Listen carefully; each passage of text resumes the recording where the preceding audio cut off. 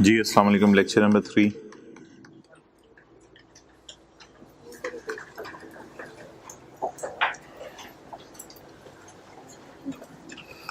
अच्छा, ये page number 1 पे आए। टेक्स्ट ईयर की जो डेफिनेशन है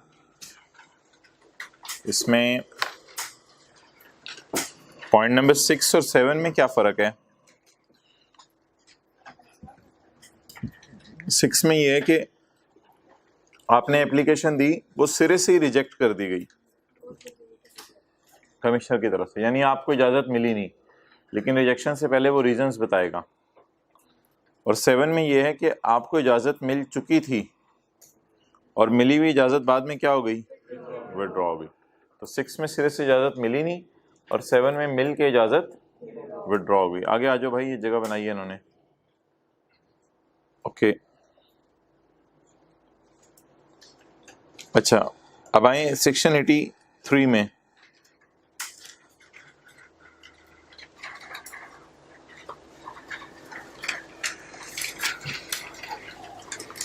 रेजिडेंट कंपनी। अच्छा, अगर एक कंपनी पाकिस्तान में बनी है, जैसे नेस्ले है, पेप्सी है, तो वो तो पाकिस्तान के लॉ में पॉइंट ए के तहत ऑलरेडी रजिस्टर्ड है, इसलिए वो कंपनी तो भाई लेज़र लाइट करेंगे, इसलिए वो कंपनी तो बाय डिफ़ॉल्ट रेजिडेंट कंपनी होगी। लेकिन अगर बाहर के मुल्क की कंपनी पाकिस्तान में आए और पाकिस्तान में आके काम शुरू करे, इसी चला दो, बाहर के मुल्क की कंपनी पाकिस्तान आए, पाकिस्तान में आके काम शुरू करे, तो फिर ऐसी सूरत के अंदर देख लें कैसे चल रहा है। देख लिया आप लोगों ने? अच्छा, बाहर के मुल्क की कंपनी पाकिस्तान आए और पाकिस्तान अभी भी देख रहे हैं, पाकिस्तान आके ये देखे कि पाकिस्तान में मैं अपने आप को रजिस्टर करवा लूँ, और उसने अपने आप को पाकिस्तान में रजिस्टर करवा लिया, तो फिर वो ऑब्वियसली पाकिस्तान के लॉ में रजिस्टर्ड है, इसलिए वो रेजिडेंट कंपनी है। लेकिन अगर बाहर के मुल्क की कंपनी अपने आप को पॉइंट ए के तहत पाकिस्तान के लॉ में रजिस्टर ना करवाए, तो फिर ऐसी सूरत में आप उस पर पॉइंट बी लगा के देखेंगे उसका कंट्रोल एंड मैनेजमेंट कहाँ पे है। जहाँ उसका कंट्रोल एंड मैनेजमेंट होगा उसके मुताबिक आप डिसीजन लेंगे।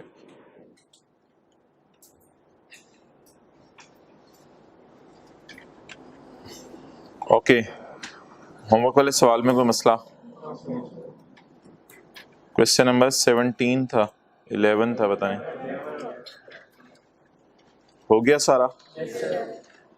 Asif learning centre is a partnership concern providing IT services in Pakistan and UAE, Saudi Arabia. Up to 31 July 2010, the management and control of its affair was situated partly in Pakistan.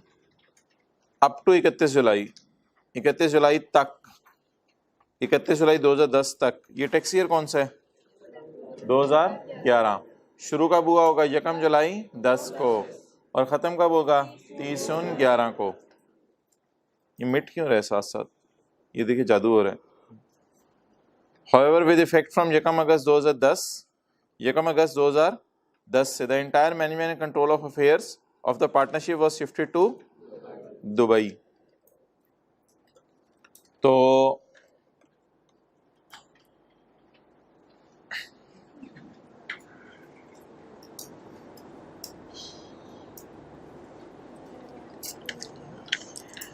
Okay, वापस आ जाएं। तो 1 जुलाई 2010 से लेके, भाई इधर लाओ ना, 1 जुलाई 2010 से लेके 30/11 का अरसा है। तो इसमें 1 अगस्त 2010 को सारा मैनेजमेंट एंड कंट्रोल कहाँ शिफ्ट हो गया? दुबई में। तो जुलाई में मैनेजमेंट एंड कंट्रोल कहाँ रहा? पाकिस्तान में। इसलिए ये कंपनी क्या समझी जाएगी? कंपनी नहीं, AOP। ये AOP है ना, AOP कंपनी नहीं।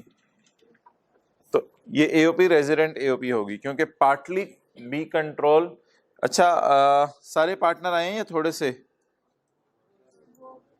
उसने को बताया नहीं। Management control was situated partly in Pakistan, कुछ आए पार्टली पाकिस्तान में 1 महीना रहे, तो इसलिए कंपनी क्या AOP क्या समझ जाएगी? बोले रेजिडेंट। ओके, अच्छा आगे आ जाए।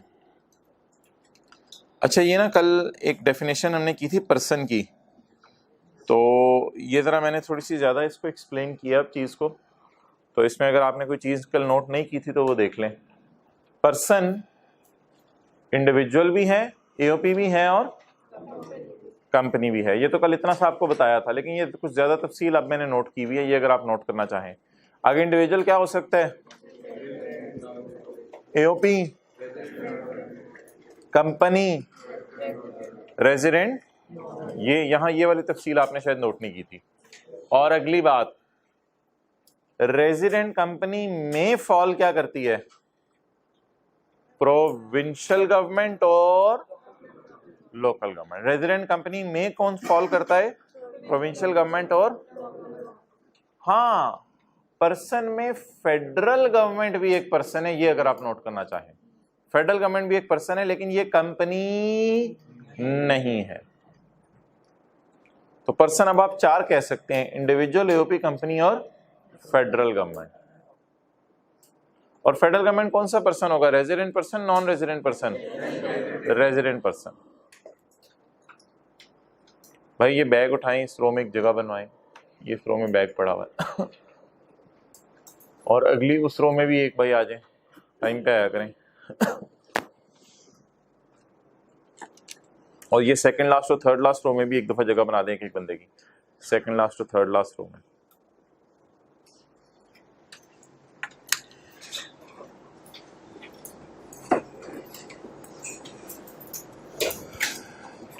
Okay, next.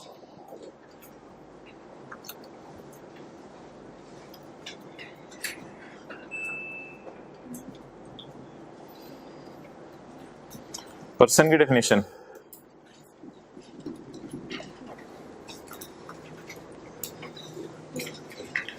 the following shall be treated as persons under income tax ordinance. Those are eight, namely an individual, a company or an AOP। तीसरा सफे नोट्स का, इनकॉर्पोरेटेड, फॉर्म्ड और एस्टेब्लिश्ड इन पाकिस्तान और ये elsewhere कौन सा मुल्क है? अच्छा, कहीं भी, तो या पाकिस्तान में रजिस्टर्ड हो या बाहर के किसी भी मुल्क में रजिस्टर्ड हो। अच्छा, ये रेजिडेंट पर्सन की बात हो रही है या फिर सिर्फ पर्सन की? इसलिए उसने क्या लिखा? कंपनी इनकॉर्पोरेटेड इन पाकिस्तान और पाकिस्तान में बनी हो या बाहर के मुल्क के लॉ के तहत बनी हो। कहते हैं मुझे इससे कोई फर्क नहीं पड़ता, मेरी नजर में वो पर्सन है। हाँ, उस पर्सन में से रेजिडेंट पर्सन कौन है वो कल हमने पढ़ लिया था, लेकिन पर्सन में जो कंपनी को इसने रखा है, तो कंपनी चाहे पाकिस्तान में इनकॉर्पोरेट हुई हो चाहे पाकिस्तान से बाहर, उससे कोई फर्क नहीं पड़ता। Okay, next point C, federal government. तो मैंने आपको बता दिया है ना, ये फेडरल गवर्नमेंट इंडिविजुअल है, ना कंपनी है, ना एओपी है, ये अलग पर्सन है एक। और फॉरेन गवर्नमेंट भी एक पर्सन है, फॉरेन गवर्नमेंट भी एक पर्सन है। ये अगर आप एक और ऐसे,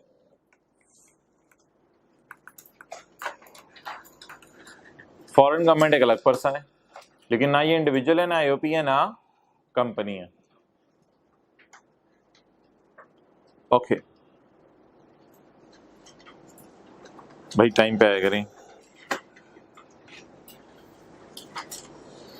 अ federal government, a foreign government और a political subdivision of foreign government. अब ये पॉइंट भाई मैं आज और आखिरी दफा बता रहा हूँ, किसी व्हाट्सएप ग्रुप में इसको नहीं मैं लूंगा और आप कभी भी दोबारा इसका सवाल नहीं लूंगा। ये पता नहीं क्यों बार बार बच्चे पूछते हैं, एक दफ़ा बता दी जाती है, कोई ज़्यादा इंपॉर्टेंट बात हो तो डिटेल में डिस्कस हो जाएगी। बस सिंपल सी बात है, बाहर के मुल्कों में अगर पॉलिटिक्स की बेस पर मुख्तलिफ इलाकों को डिवाइड कर दिया गया है, तो हर इलाका हमारी नज़र में अलग पर्सन होगा।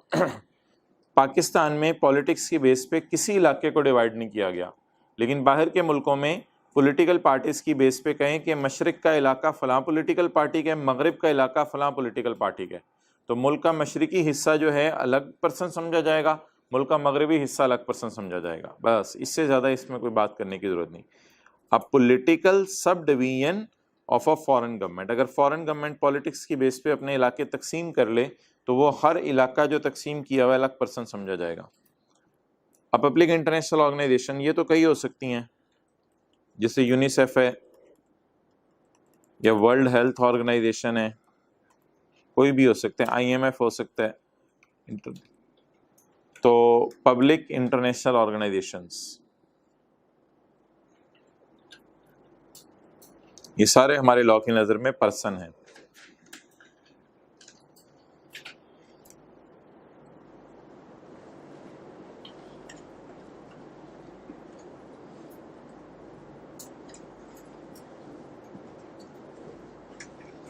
Okay,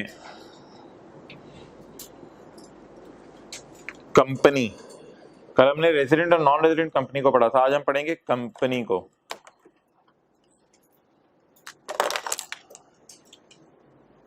company means the following, A company as defined in Companies Act 2017. A body corporate formed by or under any law in force in Pakistan. असल में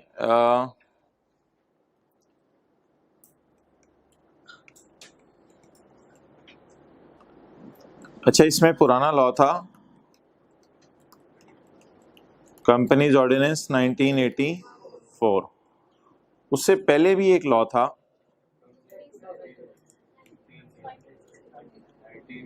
तो उससे भी पुराना कोई लॉ था पाकिस्तान बनने से पहले वाला, तो बिफोर पाकिस्तान कोई लॉ था। अब वो जो उस लॉ के तहत लोगों ने अपने आप को रजिस्टर कराया हुआ था, तो ये कह रहा है वो भी मेरी नज़र में कंपनीज हैं, लेकिन अब उस लॉ वाली कंपनीज तो एग्जिस्ट करती नहीं। अब ये प्रोविजन ऑलमोस्ट आप समझ लें शायद ख़त्म होने की तरफ जा रही है।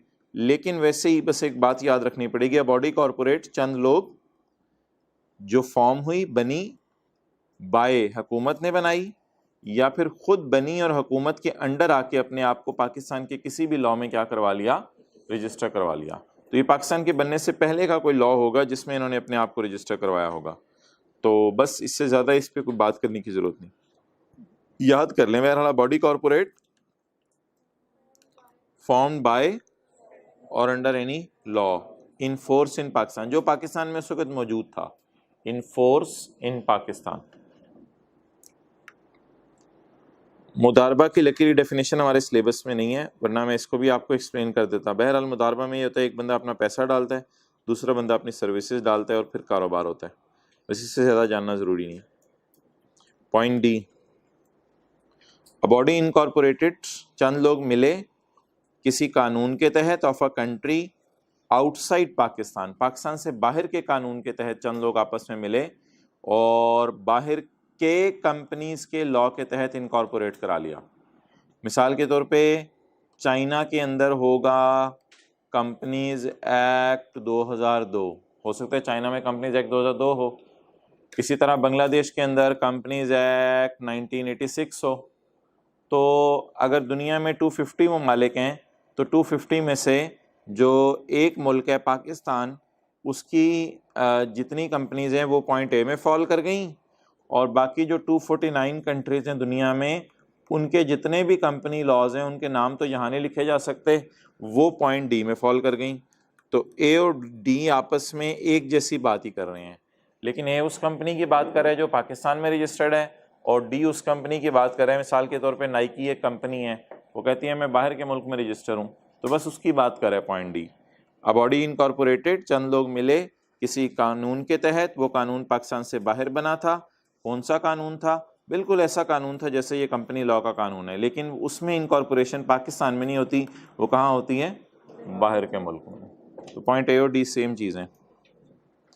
Okay, cooperative society, finance society और एनी अदर सोसाइटी, इनकी डेफिनेशंस पहले आईकैप ने डाली थी, लेकिन अभी आईकैप ने निकाल दी हुई है मेरे ख्याल से। हाँ, इनकी डेफिनेशन नहीं है सिलेबस में, तो बस इनको छोड़ें परे। हाउसिंग कोऑपरेटिव सोसाइटी अक्सर आपने को लफ्ज़ सुना होगा, बहरहाल छोड़ें, इसमें क्या बहस में जाना, बस याद करना है as it is. Non profit organisation, इसकी डेफिनेशन है, ज़रूर है, चैप्टर 5 में हम पढ़ेंगे। ओके, अ ट्रस्ट, इसकी डेफिनेशन भी अभी पढ़ेंगे। अ ट्रस्ट और एन एंटिटी और अ बॉडी ऑफ पर्सन्स, बातें वही जो बार बार रिपीट हो रही हैं। Established by under any law for the time being in force, बहरहाल नीचे भी ट्रस्ट को देखेंगे। ये बड़ा जुल्म है। अ फॉरेन एसोसिएशन, एसोसिएशन से मुराद है एओपी, एओपी से क्या मुराद है? Partnership. A foreign association which the board has जबरदस्ती declared to be a company for the purpose of income tax ordinance 2001। ये जो हम लॉ पढ़े हैं इसका नाम है इनकम टैक्स ऑर्डिनेंस 2001। कोई बाहर के मुल्क की पार्टनरशिप फार्म वो पाकिस्तान आई और पाकिस्तान आके बड़े बड़े कारोबार करने लग गई। फेडरल बोर्ड ने सोचा जबरदस्ती इसको कंपनी का नाम दे दें, हालांकि वो पार्टनर्स थे और उन्होंने कंपनी लॉ में अपने आप को ना बाहर के रजिस्टर कराया हुआ है ना पाकिस्तान के रजिस्टर करवाया हुआ है, लेकिन फेडरल बोर्ड ने जबरदस्ती की और इसको क्या करार दे दिया? Company which the board has declared. इसका मतलब है बोर्ड के पास पावर है कि जबरदस्ती फॉरेन एओपी को क्या करार दे दे? कंपनी।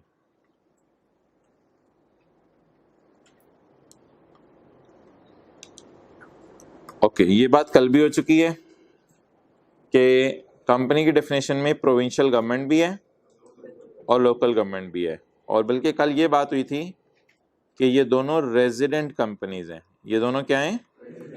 रेजिडेंट कंपनी के डेफिनेशन में फॉल करती है। इसका मतलब है अगर बाहर के किसी मुल्क की प्रोविंशियल गवर्नमेंट होगी तो वो भी रेजिडेंट कंपनी नहीं होगी, वो क्या होगी? Non resident. लेकिन पाकिस्तान के मुल्क की प्रोविंशियल गवर्नमेंट क्या होगी? रेजिडेंट। तो ये प्रोविंशियल गवर्नमेंट इन पाकिस्तान और लोकल गवर्नमेंट इन पाकिस्तान ये रेजिडेंट कंपनी है। और आ स्मॉल कंपनी, स्मॉल कंपनी की डेफिनेशन भी आ रही है नीचे, हाँ ये आ रही है। ओके, नजर मार लें जरा दोबारा चीजों को, इस तरह पढ़ लें जरा इधर ही याद हो जाए। एक तो कंपनी लॉ के तहत जो रजिस्टर्ड है वो भी क्या है? कंपनी। दूसरा, पाकिस्तान बनने से पहले अगर कोई कानून था इन फोर्स इन पाकिस्तान जो उस वक्त मौजूद था, उसके तहत अपने आप को आपने रजिस्टर करवा लिया। मुदारबा आ गया, इनकॉर्पोरेशन ऑफ कंपनीज के लिए जो लॉ बनाया हुआ है किस मुल्क में? किसी बाहर के मुल्क ने, ये आ गया इसमें। और कोऑपरेटिव फाइनेंस सोसाइटी तो वैसे ही आसान लफ्ज़ है, याद हो गया। नॉन प्रॉफिट ऑर्गेनाइजेशन लफ्ज़ याद हो गया, ट्रस्ट का लफ्ज़ याद हो गया। आगे इंग्लिश ऑलमोस्ट वही है जो ऊपर लिखी हुई है। और फॉरेन एसोसिएशन जिसको बोर्ड ज़बरदस्ती क्या करार दे दे? Company. Provincial government, local government और स्मॉल कंपनी। ज़रा दोबारा जल्दी से बता दें। कंपनीज एक्ट वाली होगी नंबर 1, ज़बानी सोचें। नंबर 2 बॉडी कॉरपोरेट हो गया। नंबर 3 मुदारबा हो गया। नंबर 4 पाकिस्तान से बाहर के लॉ के अंदर अपने आप को रजिस्टर कराया। कोऑपरेटिव और फाइनेंस सोसाइटी हो गया। नॉन प्रॉफिट ऑर्गेनाइजेशन हो गया। और ट्रस्ट हो गया। और फॉरेन एओपी जिसको बोर्ड ज़बरदस्ती क्या करार दे दे? Company. Provincial government, local government और स्मॉल कंपनी, ये कंपनी की डेफिनेशन होगी। Okay, trust. ट्रस्ट में भाई ये 3 बंदे हैं, इंजमाम, सकलैन और वसीम अकरम। इन्होंने अपना पैसा 2 एक्सपर्ट्स को दे दिया। एक्सपर्ट्स को अपना पैसा दे दिया, मिस्टर ए और मिस्टर बी को। अब ये तीनों जो हैं ये बन जाएंगे कैपिटल प्रोवाइडर। इन्होंने अपना सरमाया दिया है, ठीक है जी। 10 लाख रुपए इंजमाम के पास पड़ा था, 10 लाख रुपए सकलैन के पास पड़ा था, 10 लाख वसीम अकरम के पास पड़ा था। इन्होंने अपना पैसा इन लोगों को दे दिया और इन एक्सपर्ट्स के ऊपर एतमाद किया। 30 लाख रुपए इनके पास आ गया। अब ये एक्सपर्ट्स इस पैसे को स्टॉक मार्केट में ले जाएंगे या कहीं भी मार्केट में ले जाएंगे और लेके जाके इसको इन्वेस्ट करेंगे, और इन्वेस्ट करके जो प्रॉफिट आएगा वो इन लोगों को दे दिया करेंगे, लेकिन ऑब्वियसली अपना कमीशन भी कुछ रखा करेंगे। तो ये जो लोग हैं, ये जो एक्सपर्ट्स हैं, इन एक्सपर्ट्स को टेम्परेरी ओनर ऑफ कैश भी कहा जाता है। टेम्परेरीली किसी और का कैश ओन कर रहे हैं, नोट कर लें, फिर आगे चलते हैं। इनको टेम्परेरी ओनर्स भी कहा जाता है।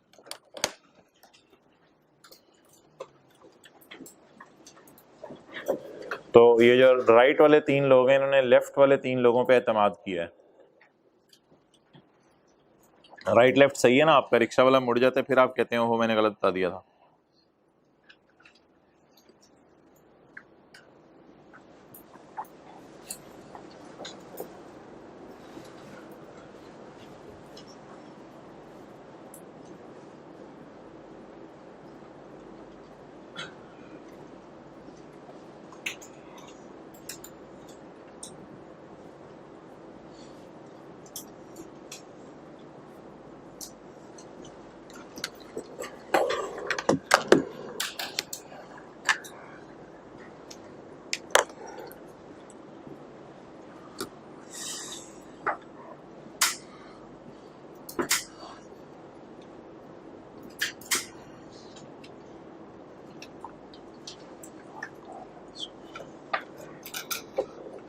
Okay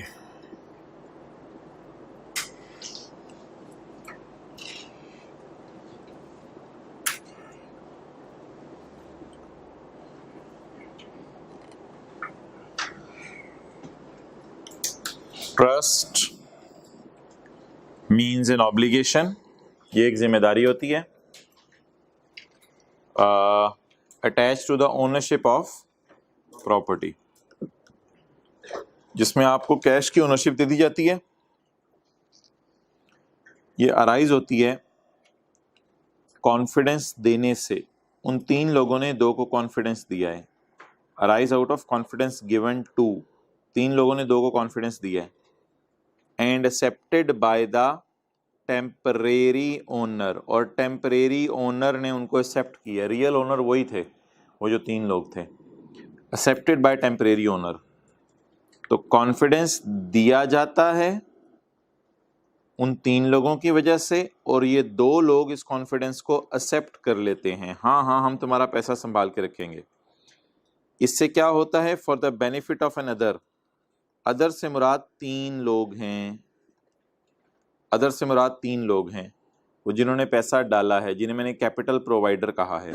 for the benefit of an other, या जो असल बात है वो इसने आगे लिखी है, और ऑफ एन अदर, यानी उन तीन लोगों को भी बेनिफिट होगा, एंड ओनर, और ये जो एक्सपर्ट्स हैं इनको भी बेनिफिट होगा। इनको क्या बेनिफिट होगा, इनको इनके काम का कमीशन मिलेगा। For the benefit of an other, तीन लोगों को बेनिफिट होगा, या अगर खुल के बात करें तो तीन लोगों को भी बेनिफिट होगा और इसके साथ साथ टेम्परेरी ओनर को भी बेनिफिट होगा। थोड़ा फोकस करना पड़ेगा डेफिनेशन पे, जरा दोबारा इंग्लिश समझनी पड़ेगी। ये जब से शुरू की हैं ये पहली दफ़ा थोड़ी सी ज़रा इंग्लिश आई है राह लाने वाली। ट्रस्ट मीन्स अ जिम्मेदारी, ये एक ऐसी जिम्मेदारी है जो कि पैसे की ओनरशिप के साथ जुड़ी होती है।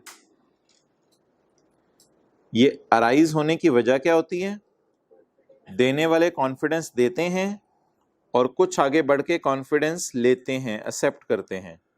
इससे फ़ायदा पैसे देने वालों को भी होता है और असल फ़ायदा उन्हीं को होता है, या अगर खुल के बात करें तो पैसा देने वालों को भी बेनिफिट होता है और साथ साथ जो आर्जी ओनर हैं उनको भी बेनिफिट होता है। इसमें यूनिट ट्रस्ट भी शामिल है, उसकी डेफिनेशन अभी नीचे आ जाएगी। चलें जरा इसको याद करें। ट्रस्ट मीन्स अ जिम्मेदारी, ये क्या है, एक जिम्मेदारी attach to the ownership of a property, arise out of confidence given to and accepted by the owner. तो इट इज अ जिम्मेदारी attach to ownership of a property, arise out of confidence given, देने वाले confidence देते हैं, and accepted bye honour, और फिर कुछ लोग कॉन्फिडेंस एक्सेप्ट कर लेते हैं। इससे फायदा ओनर को भी होता है और ओनर और एक्सपर्ट्स को भी, सॉरी, इससे फायदा एन अदर को भी होता है जो कैपिटल प्रोवाइडर है, और कैपिटल प्रोवाइडर और साथ साथ ओनर्स को भी होता है। अच्छा,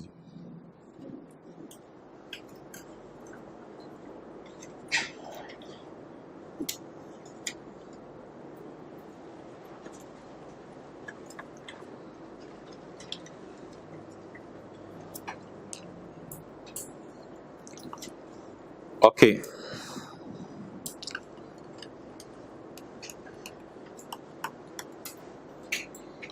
फर्ज करें ये लाया था 20 लाख, तो टोटल कितने हो गए? 40 लाख।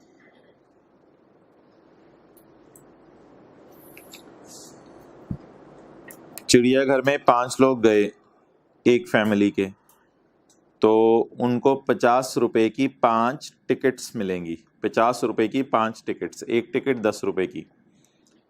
इसी तरह इधर होता है, जो 10 लाख लाता है उसको 1 लाख टिकट्स मिल जाती हैं। एक टिकट 10 रुपए की होती है, तो फिर 1 लाख टिकट्स का मतलब ये पैसे कितने लाया? 10 लाख। इसको भी 1 लाख टिकट्स मिल जाएंगी। इसको कितनी टिकट्स मिलेंगी? 2 लाख टिकट्स मिल जाएंगी। इन टिकट्स को कहा जाता है यूनिट्स। शेयर्स भी कहा जाता है, बिल्कुल सही कह रहे हो, लेकिन यहाँ यूनिट ट्रस्ट के मामले में इसको यूनिट्स कहा जाता है। तो इनको यूनिट्स मिल जाएंगे। फिर जो जितने ज़्यादा यूनिट लाया होगा उसका कैपिटल भी ज़्यादा होगा, यानी उसने सरमाया भी ज़्यादा डाला होगा, और उसको एंड पे प्रॉफिट भी ज़्यादा मिलेगा। तो इससे क्या हो जाता है, इन लोगों को तसल्ली हो जाती है कि हमारा पैसा एक्सपर्ट्स के हाथों में है, और एक्सपर्ट्स ने एविडेंस के तौर पे हमें एक सफ़ा दे दिया है जो इस बात का सबूत है कि हमारा पैसा इनके पास पड़ा हुआ है।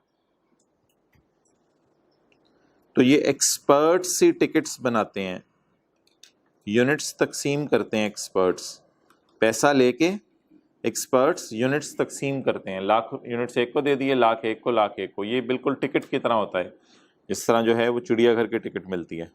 तो इंजमाम अब 10 लाख रुपया देगा और अपने घर 1 लाख टिकट्स लेके चला जाएगा। ये इस बात का सबूत होगा कि 1 लाख ज़रब 10 रुपये, 10 लाख रुपए इसने डाले हुए हैं। It is unit trust. Unit trust means any एतमाद under which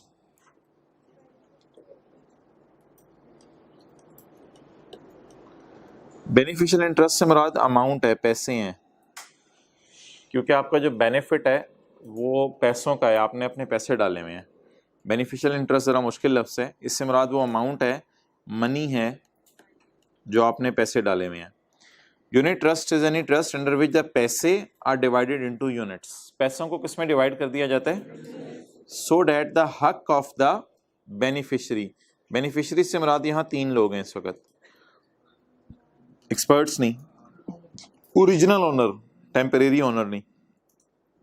so that the rights of beneficiaries, 3 लोगों का जो हक है, टू इनकम, साल के आखिर में जो प्रॉफिट आएगा, या टू कैपिटल, वो जो उन्होंने 10-10 लाख 20 लाख डाला है।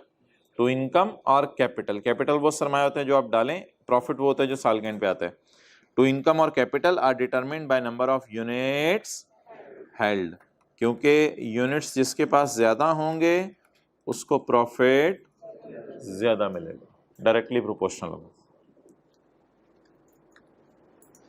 Rights of beneficiaries depend on units held. Right of beneficiaries depend करता है units के ऊपर। Unit trust means any trust, ये एक ऐसा एतमाद है जिसमें पैसों को तकसीम कर दिया जाता है यूनिट्स में, so that the हक of the 3 लोग to income और capital is determined as per the number of units held.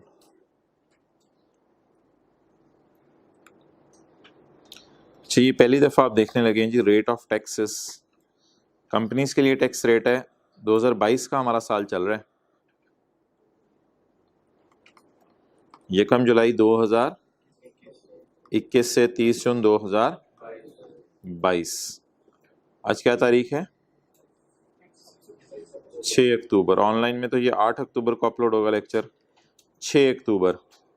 तो 6 अक्टूबर आज तारीख है, तो 29% रेट है जी कंपनीज का 2022 में। तो 6 अक्टूबर 2021 की तारीख है ना, इसलिए मैं कह रहा हूं हम टैक्स ईयर 2022 में बैठे हैं। Okay, where the taxpayer is a छोटी सी company, the rate of tax shall be as defined in the following table. 2022 के लिए इसका रेट 21% है छोटी कंपनीज के लिए, और 23, 24, 25, 26, 27 में इसका रेट कितने परसेंट हो जाएगा? 20%। अब स्मॉल कंपनी है क्या? स्मॉल कंपनी है क्या? जिसका कैपिटल 50 मिलियन से कम हो, जिसके एम्प्लॉयज 250 से कम हो और जिसकी सेल 250 मिलियन से कम हो। जिसका कैपिटल किससे कम हो? बस इधर ही याद कर लिया करें चीजें। कैपिटल किससे कम हो? एम्प्लॉयज किससे कम हो? नहीं 250 मिलियन नहीं, 250 मिलियन पूरी दुनिया को नौकरी पे रखना है।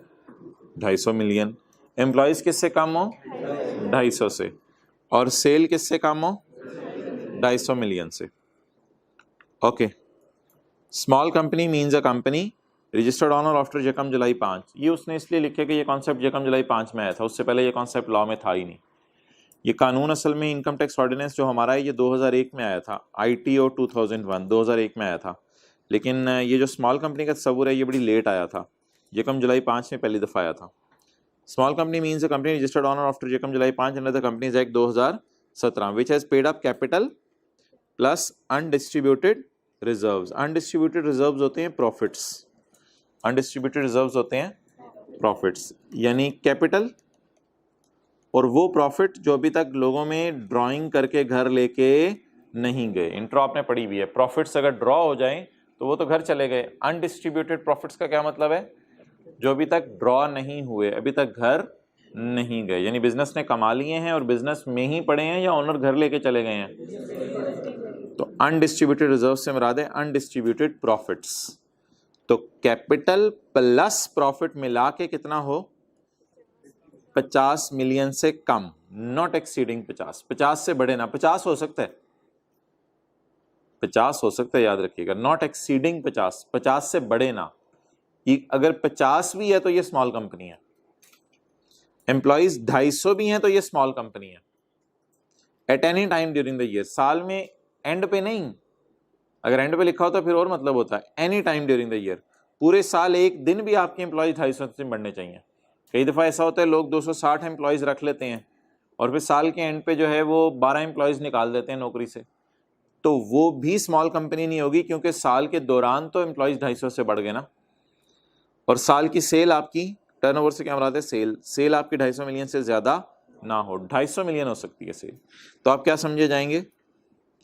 Small company. पॉइंट 4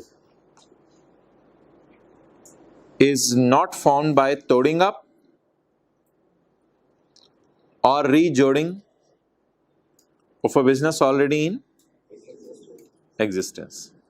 तो जब ये कॉन्सेप्ट आया था 2000 यकम जुलाई 2005 को, तो कुछ लोगों ने गड़बड़ करने की कोशिश की थी। उनकी पुरानी फैक्ट्री थी, पुरानी फैक्ट्री में थे 400 एम्प्लॉयज़, तो फैक्ट्री के एक पोर्शन के अंदर जो है वो बनते थे जूते और दूसरे पोर्शन के अंदर बनते थे लेदर बैग्स। तो इन्होंने क्या किया, इन्होंने कंपनी को तोड़ के 2 हिस्से कर दिए, 200 एम्प्लॉयज़ इधर भेज दिए, 200 एम्प्लॉयज़ इधर भेज दिए और कहा कि हम भी क्या हैं? Small company. तो लॉ मेकर ने कहा ये तुम लोगों ने गड़बड़ की है, ये पाकिस्तानी वाला काम किया तुमने। इज नॉट, नहीं आप तो अच्छे लोग हैं। इज नॉट फाउंड बाय तोड़िंग अप और या रीजोडिंग of a business already in. तो इन्होंने नए नामों से कंपनी जाके रजिस्टर करवा ली थी, हालांकि काम वही था, फैक्ट्रियाँ वही थी, बंदे वही थे, सब कुछ वही था, लेकिन बेनिफिट लेने के लिए बड़ी बड़ी कंपनीज को तोड़ के छोटी छोटी कंपनीज में तकसीम कर दिया था। तो ऐसे लोगों को ये बेनिफिट नहीं मिलेगा। इज नॉट फाउंड बाय तोड़िंग अप और रीजोडिंग of a business already in existence. Already in existence से क्या मुराद है? यकम जुलाई 5 से पहले का वो बिजनेस है, उसको आप तोड़ के जो है वो ये नया बिजनेस नहीं शुरू कर सकते, फिर आप स्मॉल कंपनी नहीं है। स्मॉल कंपनी फ्रेश बननी चाहिए, बिल्कुल ताज़ा खस्ता crispy,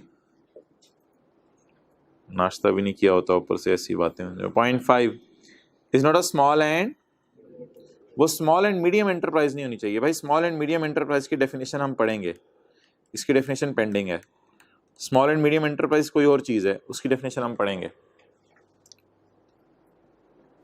okay, association of persons, अभी कुछ न्यूमेरिकल पोर्शन शुरू करते हैं, बस काफ़ी हो गया आज। एसोसिएशन ऑफ पर्सन्स, ये कंपनी की डेफिनेशन हो गई। ये देखें ना, इंडिविजुअल की डेफिनेशन तो है कोई नहीं, आपके साथ वाला इंडिविजुअल बैठा है, इससे बड़ी और क्या इंडिविजुअल की मिसाल हो सकती है? जिंदा जीती जागती मिसाल आपके साथ देखें, इंडिविजुअल बैठा हुआ है, इंडिविजुअल की क्या मैं आपको मिसाल दूं? कंपनी की हो गई डेफिनेशन, एओपी की पढ़ लें। AOP। ये आप देख रहे होंगे डेफिनेशन से डेफिनेशंस निकल रही हैं। पर्सन में कंपनी और AOP था तो कंपनी AOP की डेफिनेशन आ गई। कंपनी में ट्रस्ट था तो ट्रस्ट की डेफिनेशन आ गई। तो ये तो नेवर एंडिंग स्टोरी है, जिसमें से जो मर्जी डेफिनेशन निकाल लो। AOP includes the following. A firm, firm क्या होती है? फर्म अगला सफा, फर्म मीन्स द रिश्ता, मौलवी साहब को बुलाना पड़ेगा। Firm means the between the बंदे who have agreed to share the. भाई ये इस AC में से भी ना आवाज चेक कर लीजिएगा, इसमें से भी आवाज आती है कभी कभी। हाँ जी, जैसे उसकी आ रही थी, अभी नहीं आ रही। फर्म मीन्स द रिश्ता बिटवीन द बंदे who have agreed to spend life together, नहीं, to share the profits of a business. कई दफा सारे पार्टनर आके बैठ जाते हैं, वेले होते हैं। कई दफा सारे पार्टनर घर बैठे होते हैं, उनमें से एक दो आके बैठ जाते हैं बिजनेस में। कैरिड ऑन बाय और any of them acting for all. फिर वो सब के आके हरकतें एक ही बंदा कर रहा होता है। और any one of them acting for all, it is called as firm कहते हैं, फर्म कहते हैं। आज है पेज 3 पे। बारिश कहते हैं, बारिश कहते हैं। अच्छा, AOP includes the following. AOP में क्या शामिल है? भाई ये तो बहुत ही पुराना कॉन्सेप्ट हो गया, हिंदू अनडिवाइडेड फैमिली। तो हिंदुओं के कोई खानदान थे जिस वक्त पाकिस्तान की तकसीम हुई थी, तो वो हिंदुओं के खानदान जितना थे उसमें जितने थे चचा, ताया, फूफा, वो सारे एक ही नाम से कारोबार चला रहे थे, अनडिवाइडेड। हम मर जाएंगे अलग नहीं होंगे, हिंदू अनडिवाइडेड फैमिली। तो अगर पूरा खानदान एक ही कारोबार चला रहा हो और खानदान अभी डिवाइड ना हुआ हो, यानी खून इनका अभी लाल ही था, सफ़ेद नहीं हुआ था, तो ये अनडिवाइडेड थे। तो फिर ऐसी सूरत के अंदर अगर लाल खून वाली फैमिली आपको मिल जाए तो इसका मतलब है ये एक ही नाम से कारोबार चला रहे हैं, तो इनको भी क्या कहा जाएगा? पार्टनरशिप। बहरहाल अब तो शायद ऐसी फैमिलीज मिलना बहुत ही रेयर हो। ओके,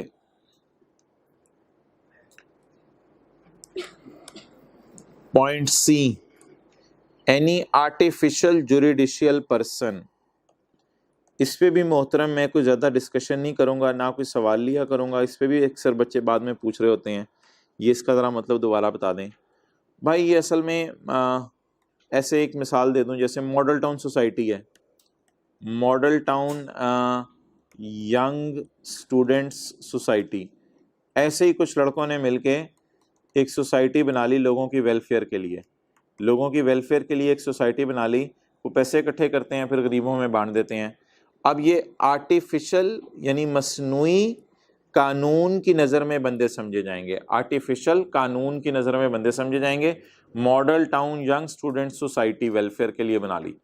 तो असल में ना ये अगर किसी लॉ में अपने आप को रजिस्टर करवा लें तो फिर ये नॉन प्रॉफिट ऑर्गेनाइजेशन बन जाते हैं। लेकिन नॉन प्रॉफिट ऑर्गेनाइजेशन में हम पढ़ेंगे किसी लॉ में जाके अपने आप को रजिस्टर कराना ज़रूरी है। तो अक्सर लोग रिफाह आमा के काम कर रहे होते हैं, 2-4 लोग मिलके, लेकिन कहीं अपने आप को रजिस्टर नहीं करा रहे होते। तो लॉ की नज़र में वो भी बोले क्या हैं? Partnership form. लेकिन ऑब्वियसली उनके कोई प्रॉफिट्स नहीं होते, वो तो सारा पैसा बांट देते हैं, तो इसलिए उन्होंने टैक्स भी देना नहीं होता। लेकिन ऑब्वियसली उन लोगों को लॉ की नज़र में कुछ ना कुछ नाम देना पड़ेगा, इसलिए हमने उन्हें क्या नाम दिया है? मसनूई कानून की नज़र में पर्सन। कानून की नज़र में एक मसनूई पर्सन है ये, और इन्होंने जो अपनी सोसाइटी का नाम रखा हुआ है वो एक मसनूई सा नाम है। नेचुरल पर्सन इसके बैक एंड पे तो हैं, लेकिन इस इदारे का जो नाम है उसे कहा जाएगा मसनूई कानून की नज़र में पर्सन, आर्टिफिशियल जुरिडिशियल कानून की नज़र में पर्सन। ओके, ये सबसे इंटरेस्टिंग चीज़ है अगली समझने वाली। Point number D, any body of persons formed under a foreign law. Any body of persons formed under a foreign law. However, a company is not included in AOP, लेकिन company AOP में शामिल नहीं है। अच्छा, ये जो foreign laws हैं, पाकिस्तान में कोई लॉ है कंपनीज की इनकॉर्पोरेशन के लिए, सॉरी AOPs की इनकॉर्पोरेशन के लिए?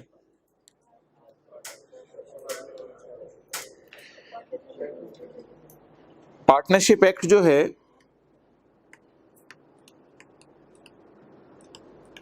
वो पार्टनरशिप्स को गवर्न करता है, लेकिन पार्टनरशिप एक्ट जो है नीड्स नो रजिस्ट्रेशन। ये बात याद रखिएगा। 3 लोग हैं, आपने मिलके कोई दुकान खोल ली, बिल्कुल ज़रूरी नहीं है आप किसी दफ्तर में जाएं पाकिस्तान की हुकूमत के और उन्हें जाके कहें कि यार मुझे इनकॉर्पोरेट कर दो, बिल्कुल ज़रूरत नहीं है। पूरे पार्टनरशिप कानून आप पढ़ के देख लें, शायद आप लोगों ने पढ़ा भी हो, कहीं नहीं लिखा हुआ कि पार्टनरशिप के कानून में आपने अपने आप को आकर रजिस्टर करवाना है। लेकिन कंपनी अगर आप बनाते हैं तो वो नीड्स रजिस्ट्रेशन, SECP के अंडर उसे अपने आप को रजिस्टर करवाना पड़ेगा। लेकिन पार्टनरशिप के लिए कोई इदारे का नाम आप पाकिस्तान में नहीं बता सकते कि फलां इदारे में जाके अपने आप को रजिस्टर कराना पड़ेगा।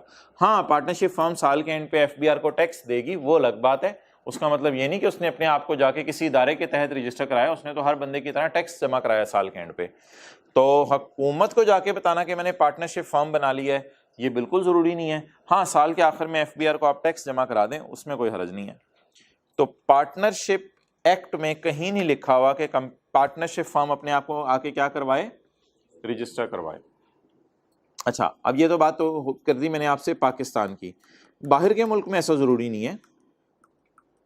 बाहर के मुल्क में ऐसा हो सकता है कि पार्टनरशिप फर्म ने भी अपने आप को क्या कराना हो और कंपनी ने भी अपने आप को क्या कराना हो। कंपनीज तो तकरीबन सारे मुल्कों में ही अपने आप को रजिस्टर करवाती हैं, कंपनीज में तो कोई रिलैक्सेशन नहीं है। हो सकता है बाहर के मुल्क में पार्टनरशिप फर्म ने भी अपने आप को जाके क्या कराना हो, रजिस्टर करवाना हो। जैसे SECP पाकिस्तान में बना हुआ है, इसी तरह का कोई इदारा बाहर के मुल्क में बना हो जो पार्टनरशिप्स को देखे। अब वो क्या कहते हैं, अ बॉडी ऑफ पर्संस, मिसाल के तौर पे 3 लोग मिले, सिम्पसन, जॉन और लारा, 3 लोग मिले और अपने आप को फॉर्म किया इन्होंने अंडर अ फॉरेन लॉ। लेकिन कहते हैं याद रखना ये law however a company is not included in AOP। लेकिन अगर ये अपने आप को मिलके किसी कंपनी लॉ में रजिस्टर करा लें तो वो AOP नहीं होगा। वो क्यों नहीं AOP होगा, जरा बताएं। However a company is not an AOP। तो अगर आप बाहर के मुल्क में जाके अपने आप को इस लॉ में रजिस्टर करवा लें तो फिर आप क्या बन जाएंगे, AOP या कंपनी। लेकिन इस लॉ के अलावा हो सकता है, अभी मैं येलो हाईलाइट तो कर रहा हूं लेकिन मुझे पता है ये पाकिस्तान का लॉ है, लेकिन बिलफर्ज अगर ये बाहर का लॉ और नीड्स रजिस्ट्रेशन हो तो फिर आप पार्टनरशिप एक्ट बाहर के मुल्क के तहत अपने आप को जाके जब रजिस्टर करवाएंगे तो आप AOP ही करार दिए जाएंगे। तो आप क्या करार दिए जाएंगे, AOP की डेफिनेशन में फॉल करेंगे। तो इसने ये जो एक्सेप्शन लिखी है जरा ये समझने की कोशिश करें। ये जरा क्या लिखा है बताएं, however a company is not an AOP, इसका मतलब बताएं। बाहर के फॉरेन लॉ में अगर आप अपने आप को रजिस्टर करवा लें तो आप क्या बन जाएंगे, AOP। लेकिन अगर बाहर के कंपनी लॉ में रजिस्टर करवाएं तो आप AOP नहीं है, क्योंकि पॉइंट D ने लिख दिया था बाहर के कंपनी लॉ में रजिस्टर कराएं तो आप क्या बन जाएंगे, कंपनी बन जाएंगे। तो मेरे ख्याल से ये बात ऐसी एक आपके समझने के लिए बात कर रहा हूं, पेपर पॉइंट ऑफ व्यू से तो आपने इसको याद करना है। ये जो हाउएवर के आगे वाली बात है ये इतनी इंपॉर्टेंट नहीं है, ये तो ऑब्वियस सी बात है कि अगर चंद लोग मिलकर अपने आप को कंपनी लॉ में रजिस्टर करा लें तो उन्हें क्या कहा जाएगा, AOP या कंपनी, कंपनी कहा जाएगा। तो ये जो बात है ये कोई खास इतनी इंपॉर्टेंट बात नहीं है कि however a company is not an AOP, ये तो ऑब्वियस सी बात है। असल बात पीछे है, आप बाहर के लॉ में अगर अपने आप को रजिस्टर करवा लें तो हमारी नजर में आप क्या समझे जाएंगे। लेकिन ध्यान रखिएगा बाहर के कंपनी लॉ में रजिस्टर ना करवाया हो, क्योंकि फिर तो आप क्या बन जाएंगे, कंपनी। अब जरा पॉइंट D एक दफा पढ़ लें।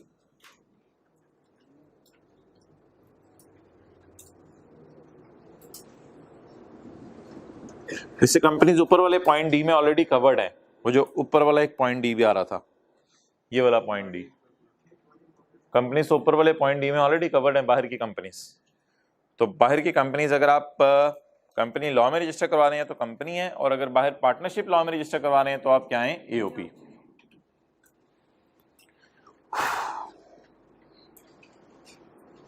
ओके, अगला सफा, member in relation to AOP includes a partner in a firm. AOP के लिए जो पार्टनर है फर्म का उसे क्या कहा जाएगा, मेंबर। चलें जी, अब न्यूमेरिकल पोर्शन शुरू करते हैं।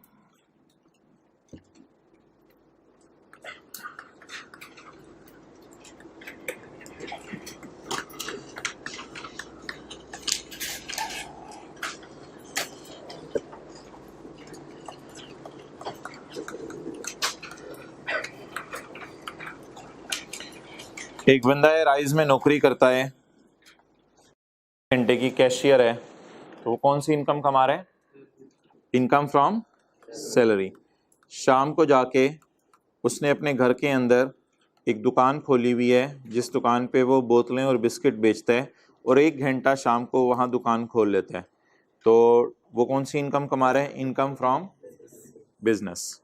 वही राइस का एम्प्लॉई अपने घर का ऊपर वाला पोर्शन किराए पे दे देता है, तो वो कौन सी इनकम कमा रहा है, इनकम फ्रॉम प्रॉपर्टी। वही राइस का एम्प्लॉई कोई शेयर खरीदता है बाजार में जाके और शेयर बेच देता है, तो वो कौन सी इनकम कमा रहा है, इनकम फ्रॉम कैपिटल गेन। और वही राइस का एम्प्लॉई वो इसके अलावा कोई और इनकम भी कमा सकता है। मिसाल के तौर पे उसकी शादी हुई, उसमें वलीमा हुआ, वलीमे के ऊपर उसको जो है सलामी मिली, तो ये उसका बिजनेस तो नहीं है ना, तो इनकम फ्रॉम वलीमा करा के सलामी लेना बिजनेस तो नहीं है ना लोगों का, तो ये उसकी कौन सी इनकम बनेगी, इनकम फ्रॉम अदर सोर्स। तो नौकरी से जो इनकम कमा रहे हैं डेट इज, शाम को जाके जो कारोबार कर रहे हैं डेट इज, घर किराए पे दिया हुआ है इनकम फ्रॉम, शेयर खरीद के बेचे, और इसके अलावा अगर और कोई इनकम कमाई तो income from other source. Okay, अब इनकम फ्रॉम सैलरी के चैप्टर पे हमें 14-15 दिन लगेंगे, बिजनेस के चैप्टर पे हमें 20 दिन लगेंगे, प्रॉपर्टी के चैप्टर पे 3-4 दिन लगेंगे, कैपिटल गेन के चैप्टर पे 3-4 दिन लगेंगे, अदर सोर्स के चैप्टर पे हमें 3-4 दिन लगेंगे। तो इसलिए इन चीज़ों की डिटेल हमने बहुत डिटेल में देखनी है कि ये इनकम्स कैसे कैलकुलेट होती हैं। बहरहाल ये बंदा कहता है जी मैंने 6 लाख रुपए कमाई इनकम फ्रॉम सैलरी, और मैंने 2 मिलियन यानी 20 लाख रुपए मैंने कमाई इनकम फ्रॉम बिजनेस, 3 लाख रुपए मैंने कमाई बोले income from property, capital gain income नहीं कमाई, इनकम फ्रॉम अदर सोर्स नहीं कमाई। बताएं जी टोटल इनकम कितनी है, total income 2.9 million. Good, 29 lakh रुपए इसने कमाया। लेकिन यहाँ पे हुकूमत कहती है आप 29 लाख पे टैक्स ना दें हमें, आपको हम एक बेनिफिट देते हैं, that benefit is called as ज़कात। जब आप टोटल इनकम निकाल लेंगे तो टोटल इनकम में से आपको ज़कात माइनस करने की इजाज़त होगी। अगर आपने ज़कात जमा करवाई है तो ज़कात देने से हुकूमत खुश होगी और हुकूमत आपको एक बेनिफिट देगी, लेस ज़कात। फ़र्ज़ करें आपने 1 लाख रुपया ज़कात जमा करवाई, तो बता दें जी आपकी टैक्सेबल इनकम कितनी है, टैक्सेबल इनकम 28 लाख रुपया। चलें जी नोट कर लें।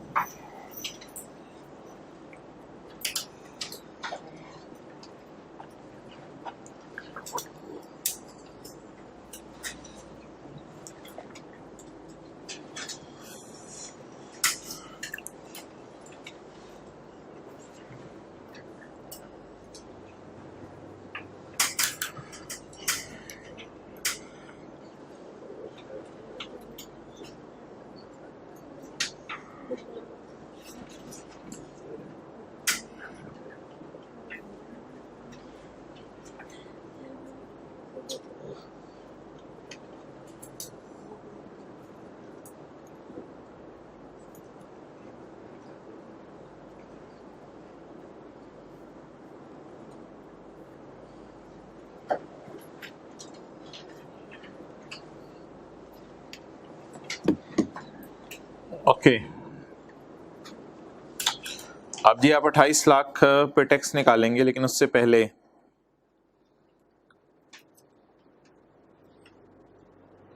ये जो 4 हैं, 5 हैं, ये जो 5 हैं इनको क्या कहा जाता है? Heads of income. क्या? Heads of income. और इनके टोटल को टोटल इनकम क्या कहा जाता है? Total income. इनके टोटल को क्या कहा जाता है? Total income. इसमें से क्या माइनस की जाती है? ज़कात। साथ वाले का चेहरा जरा ऊपर रखें, चिन्ह से पकड़ के, इधर देखता रहे वो। ज़कात का एक भयानक नाम है, वो जरा सुन लें, डिडक्टेबल अलाउंस। क्या नाम है? Deductible allowance. बड़ा मुश्किल सा नाम है ज़कात का, ऐसे लोगों को परेशान करने के लिए कि लॉ उनको उक्का ही समझ ना आए। लॉ ज़कात का मुश्किल सा नाम है डिडक्टेबल अलाउंस। और टोटल इनकम में से जब आप ज़कात माइनस करेंगे, what you will get? Taxable income. तो इनको क्या कहते हैं जी? लेफ्ट वालों को, ऊपर वालों को क्या कहते हैं? Heads of income. इनके टोटल को क्या कहते हैं? Total income. टोटल इनकम पे टैक्स नहीं देना आपने। इसमें से क्या माइनस करने हैं? डिडक्टेबल। डिडक्टेबल अलाउंसेस 3-4 हैं हमारे सिलेबस में, उनमें से एक क्या है? ज़कात। डिडक्टेबल का उर्दू में क्या तर्जुमा है?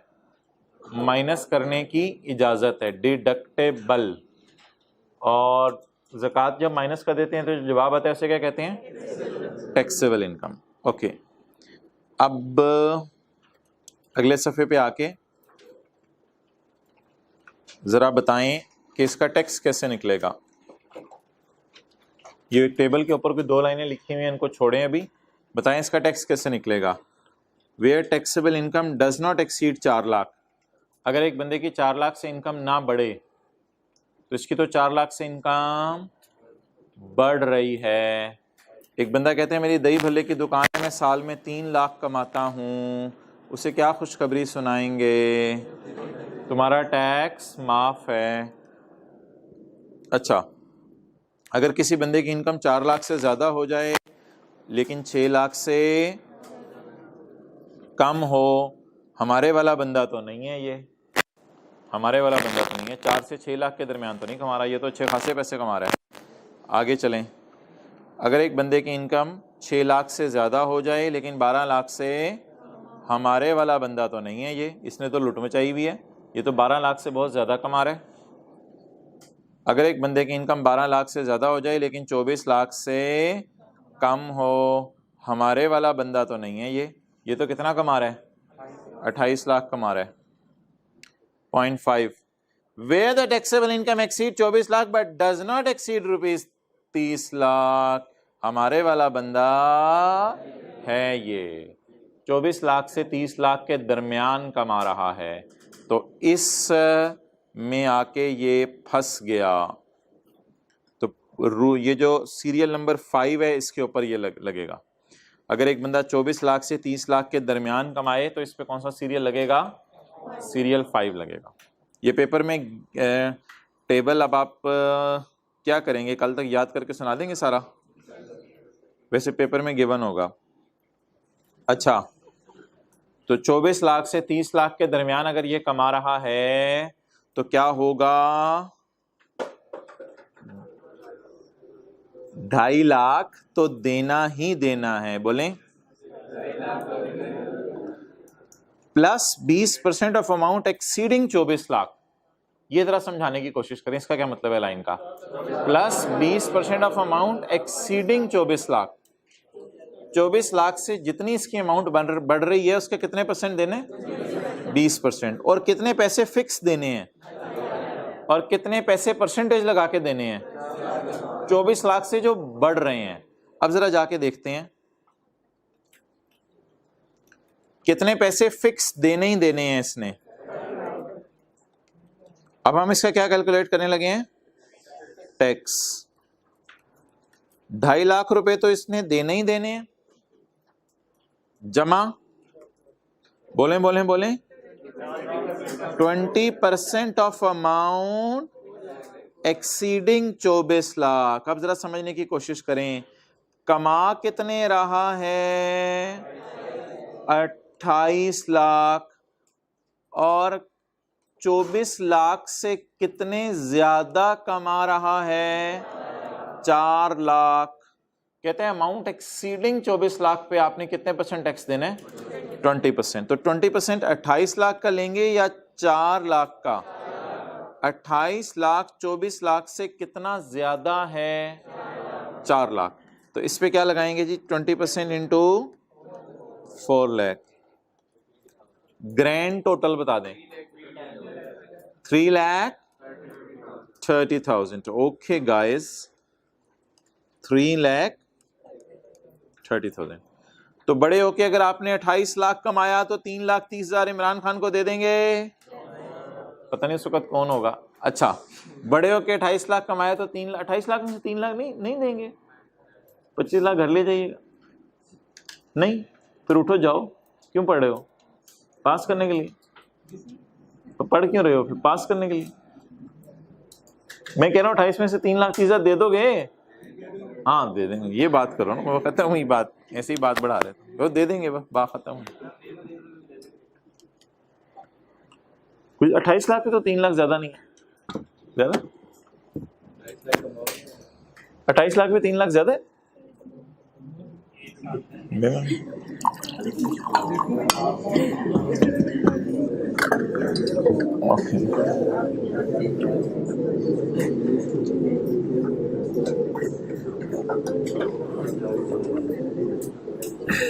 ओके।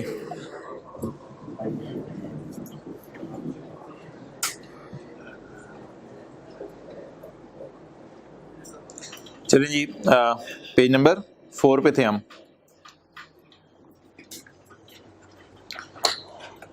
इनकम टैक्स शिल बी इम्पोज्ड फॉर ईच। हर साल टैक्स लगेगा, यानी 1 जुलाई 21 से लेके 30 जून 22 के साल का टैक्स ये 2022 बनेगा, उस साल भी टैक्स लगेगा। फिर 1 जुलाई 22 से 30 जून 23 के साल भी टैक्स लगेगा। ये टेबल हर साल लगा करेगा। ये टेबल साल में कितनी दफ़ा खोलने की ज़रूरत होगी? सिर्फ एक दफ़ा। Charge at the rate specified in first schedule. ये देख लें अगले सफ़े पे क्या लिखा हुआ है। First schedule. फर्स्ट शेड्यूल एक शेड्यूल है, तो उस शेड्यूल में कहते हैं जो रेट दिए हुए हैं वो रेट लगेंगे। अगले सफ़े पे हमने देख लिया first schedule. Charge on every individual, every AOP, every company. लेकिन ये इंडिविजुअल्स और एओपीज के रेट हैं, कंपनीज के रेट हम ऊपर पढ़ आए हैं। वैसे कंपनीज हमारे सिलेबस में नहीं है न्यूमेरिकल्स उनके। ये इंडिविजुअल्स के रेट हमने पढ़े हैं अगले सफ़े पे, और एओपीज के रेट पढ़े हैं। Charged on every person who has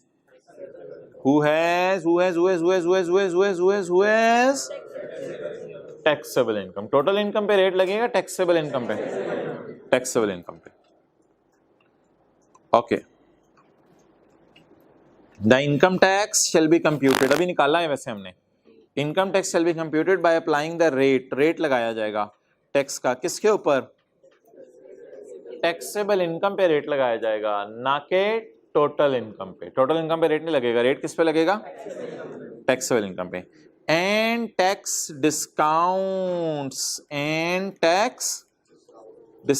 shell be subtracted from above figure. अच्छा, ये जब बुक पब्लिश होगी इंशाल्लाह, बुक में तो मैं सही कर दूंगा। ये एक लाइन गलती से लिखी रह गई है, ये पुराने लॉ की, ये लाइन काट दें। ये देखें प्रॉपर्टी के आगे एक लाइन लिखी हुई है, ये लाइन काट दें, ये बदल चुकी हुई है। अब इंशाल्लाह बुक में सही होके आएगी। अच्छा, तो बताएं जी, tax credit shall be subtracted from above figure का क्या मतलब है? टैक्स डिस्काउंट मिलेंगे, टैक्स डिस्काउंट मिलेंगे। डिस्काउंट किन चीज़ों पे मिलते हैं वो हमारा पूरा चैप्टर है, लेकिन अगर मैं आपके सामने एक फॉर्मेट बना रहा हूँ तो टैक्स क्रेडिट या टैक्स डिस्काउंट इसमें से माइनस होंगे। उसमें हम पढ़ेंगे कोई बंदा चैरिटी वगैरह दे दे, हुकूमत खुश होकर इसको डिस्काउंट दे देती है और थोड़ा टैक्स माफ कर देती है। तो मुख्तलिफ चीज़ों पे हम टैक्स क्रेडिट्स पढ़ेंगे, डिस्काउंट्स पढ़ेंगे। जी जी जी पढ़ेंगे। Okay. And tax credit shall be subtracted from work figure. Tax credits हम पढ़ेंगे चैप्टर 6 में। तो ये न्यूमेरिकल का फॉर्मेट है जी। Salary, business, property, capital gain, other source, total income, less ज़कात एंड अदर डिडक्टेबल अलाउंसेस। क्या आ गया? टैक्स। उसके बाद आ गई टैक्स लाइबिलिटी, उसके माइनस क्या करेंगे? Tax credit. In the end क्या आ जाएगा? टैक्स पेएबल टू हुकूमत पाकिस्तान। गवर्नमेंट को जाके ये टैक्स आपने जमा कराने। ये जो टैक्स क्रेडिट्स हैं ये क्या हैं? डिस्काउंट्स। डिस्काउंट अगर एक से ज़्यादा हो तो फिर न्यूमेरिकल में हम उनकी एक तरतीब फॉलो किया करेंगे। डिस्काउंट अगर एक से ज़्यादा हो तो न्यूमेरिकल में हम एक तरतीब फॉलो किया करेंगे। वो तरतीब हम पढ़ेंगे चैप्टर 6 में। तो पॉइंट 3 हमारा पेंडिंग हो गया, हम नहीं पढ़े। ऑर्डर। ऑर्डर क्या है? हुक्म नहीं। ऑर्डर क्या है? तरतीब। तरतीब of applying tax credit. Tax credit देने की तरतीब। ये किस चैप्टर में पढ़ेंगे? चैप्टर 6 में पढ़ेंगे। तो ये पूरा हमारा पेंडिंग हो गया, हमने बिल्कुल फिलहाल नहीं पढ़ा।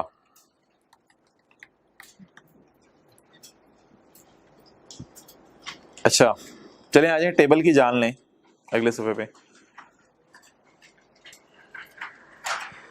अच्छा जी, 0 से 4 लाख वाले ने कितना टैक्स जमा कराना है? 0%। 4 लाख से 6 लाख वाले ने कितने परसेंट? And so on. चलते अगर एक बंदे की इनकम 6 मिलियन से ज्यादा है तो उसके लिए मैक्सिमम रेट क्या है? 30। हालांकि कंपनीज के लिए जो रेट था वो सिर्फ 29% था, लेकिन इंडिविजुअल्स और पार्टनरशिप्स अगर अन्य ही पैसे कमा रहे हों तो ऐसी सूरत में रेट शूट अप करते करते कहाँ तक पहुंच गया इनका? 35% पे। तो ये मैक्सिमम रेट है, ये मैक्सिमम रेट है हमारे लॉ के अंदर जो आखिरी वाले सीरियल के अंदर आ रहा है। अच्छा ये लाइन क्या लिखी हुई है जी पॉइंट 1 में? Subject two clause 2। कहते पहले क्लॉज 2 को पढ़ के आओ। ये तो अगले सफ़े पे है, अभी हमने नहीं पढ़नी। कहते सब्जेक्ट टू क्लॉज 2 यानी पहले क्लॉज 2 पढ़ के आओ। ये इसका उर्दू तर्जुमा अगर आप लिखना चाहें। सब्जेक्ट टू क्लॉज 2, पहले क्लॉज 2 पढ़ के आओ।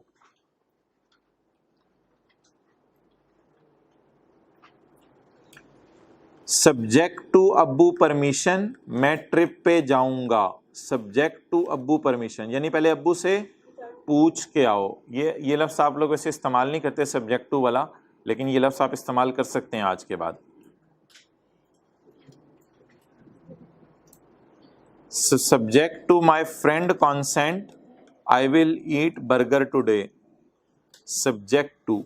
अच्छा तो सब्जेक्ट टू क्लॉज 2, पहले क्लॉज 2 देख के आओ। कहते हैं फिर मैं आपको कोई बात बताऊंगा, जो बात है तू बता दे, छोड़ यार मैंने नहीं अभी देखनी। टू बात जो है वो बता। The rate of tax imposed on income of every individual and AOP. Companies के रेट नहीं है ये, rates of individuals and AOPs except salary वाले, एक्सेप्ट सैलरी वाले shall be as set out in the following. Salary के अलावा वालों के लिए कहते हैं मैंने आपको ये रेट दे दिए हैं। अब आप कह रहे होंगे कि सैलरी तो इधर थी,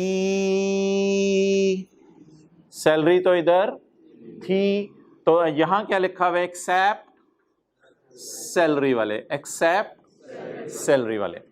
अब एक आखिरी चीज है आपने बड़ी गौर से सुननी है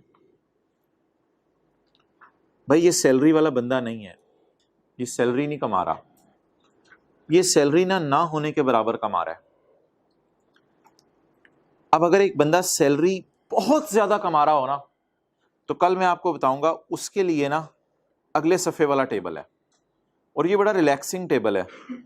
इतना लंबा टेबल है, इसके अंदर बड़े छोटे छोटे रेट हैं, 15%, 17.5%, 20, 22.5। सैलरी वालों को हुकूमत बड़ा प्रोटोकॉल दे के रखती है, बेचारे नौकरी कर रहे हैं, इनसे ज़्यादा टैक्स ना लो। तो जो सैलरी अच्छी खासी कमा रहे हैं उनके लिए कौन सा टेबल है अगले सफे वाला? टेबल 2। जो सैलरी कम कमा रहे हैं उनके लिए कौन सा टेबल है? तो सैलरीड केस, इधर जो लफ्ज लिखा हुआ है एक्सेप्ट सैलरीड इंडिविजुअल, इससे आपको क्या लग रहा है? सैलरी कमाने वाला, लेकिन ये अंडरस्टैंडिंग गलत है। ये जो एक्सेप्ट सैलरीड का मतलब ये है कि सैलरी जो कमा रहा है अच्छी खासी, उनके लिए कौन सा टेबल है? अगले सफे वाला। और जो सैलरी कम कमा रहा है उसके लिए, अच्छा अब ये जो टेबल 1 है इसके ऊपर हम लिख लेते हैं सैलरी कम कमा रहा है, सैलरी कम कमा रहा है। अगर आप सैलरी बहुत कम कमा रहे हैं, अभी आप सोच रहे होंगे कम और ज्यादा का क्या मतलब है, वो मैं बताता हूं अभी। अगर एक बंदा सैलरी कम कमा रहा है तो कौन सा टेबल? टेबल 1। अच्छा, अगर एक बंदा सैलरी अच्छी खासी कमा रहा है, बोलें, अगर एक बंदा सैलरी अच्छी खासी कमा रहा है तो फिर कौन सा टेबल लगेगा? टेबल 2। और अगर कम कमा रहे, टेबल 1। क्लियर? ये कैसे डिसाइड होगा कि सैलरी अच्छी खासी कमा रहा है या कम कमा रहा है? उसके लिए माजरत एक छोटी सी चीज आपको यहां पे हाईलाइट करवा देता हूं। लॉ का एक रूल है 75%। ये लेकिन लाइन नहीं पढ़नी आपने। ये मैं किस पेज पे हूं? पेज नंबर 6 पे, पेज नंबर 6 के ऊपर हूं। तो एक छोटी सी चीज हाईलाइट कराता हूं, 75%। अब जरा आपने हिम्मत नहीं हारनी, कैलकुलेटर हाथों में पकड़ना है और मुझे बताना है कि ये सैलरी अच्छी खासी कमा रहा है या कम कमा रहा है। आपने काम किया करना है पेपर में, ये काम आपने किया करना है हर सवाल में। मैंने सवाल करने से पहले करवाया नहीं था, काम मुझे करवाना चाहिए था। आपने ये काम हर सवाल में टेक्स्ट निकालने से पहले किया करना है। वो काम आपने क्या किया करना है? कैलकुलेटर पे किया करना है, पेपर में शो नहीं करना। लेकिन मैं कुछ दिन कैलकुलेटर पे करने की बजाय यहां पे शो भी करूंगा आपको, लेकिन आपने पेपर में शो नहीं करना। आपने ये फिगर पकड़ा करनी है, इस पे लगाया करना है एक फैक्टर, दैट इज 75%। ये लॉ में एक फिक्स परसेंटेज दी हुई है, दैट इज 75%। ये आपने एक फैक्टर लगाया करना है किसके ऊपर? सिर्फ किसके ऊपर? किसके ऊपर? टैक्सेबल इनकम के ऊपर। किसके ऊपर बोलें? टैक्सेबल इनकम के ऊपर आपने एक फैक्टर लगाया करना है। कितने परसेंट का? जरा बताएं, 28 लाख का 75%, 21 लाख एग्जैक्ट आ गया। अच्छा, अब ये जो मैं ग्रीन से हाईलाइट कर रहा हूं, ये जरा देखिएगा, इन दोनों को मैंने हाईलाइट कर दिया। अब जरा इन दोनों को कंपैरिजन करें तो सैलरी 21 लाख से कम है, इसका मतलब है ये सैलरी अच्छी खासी नहीं कमा रहा। क्या ऐसा हो सकता है कि यहां 21 लाख आए और यहां 23 लाख आ जाए? किसी बंदे के साथ दुनिया में ऐसा हो सकता है? हो सकता है ना, होने में क्या हर्ज है? होता है वो और कोई इनकम कमा ही ना रहा हो। तो क्या ऐसा हो सकता है कल किसी सवाल में यहां 21 लाख आए और यहां पे 22 लाख आ जाए? Is it possible? लेकिन फिलहाल आज क्या हो रहा है, किसको किससे कंपेयर करके डिसीजन लेना है? टैक्सेबल इनकम का 75%। कैलकुलेटर पे लेना है, पेपर में यहां लगा के शो नहीं करना, कैलकुलेटर पे लेना है। सिर्फ टैक्सेबल इनकम का 75% लेना है। जो जवाब आ जाएगा उसको हाईलाइट कर लेना है, सैलरी को हाईलाइट कर लेना है, और दोनों में ऐसे नजर मारनी है। नजर मार के क्या देखना है, या सैलरी कम होगी या, अब सैलरी इधर क्या आई? कम। जब ये कम आ गई तो ये जरा फिक्रा पड़े, अब हमने कहां लिखा हुआ है? सैलरी अगर कम आ रही है तो बोले बोले बोले कौन सा टेबल लग रहा है? 1। और अगर ये अच्छी खासी सैलरी कमा रहा होता तो ये कम ना आता, ये ज्यादा आता। तो ये जरूर लिख लें आप लोग साथ वाले से। आज मैं कहता हूं हाईलाइटर भी ले ही लें। ये वाली फिगर हाईलाइट करें, 21 लाख और 6 लाख हाईलाइट करें। इन दोनों फिगर्स को हाईलाइट करें, आज दे देगा वो, एक दिन के लिए दे ही देता है बंदा। तो क्या 21 लाख को हाईलाइट करें और 6 लाख को हाईलाइट करें, और 6 लाख के साथ क्या लिखें? कम। तो किसका 75% लिया करने, और सिर्फ कंपेयर किससे किया करने? सैलरी से। ठीक है, ओवर।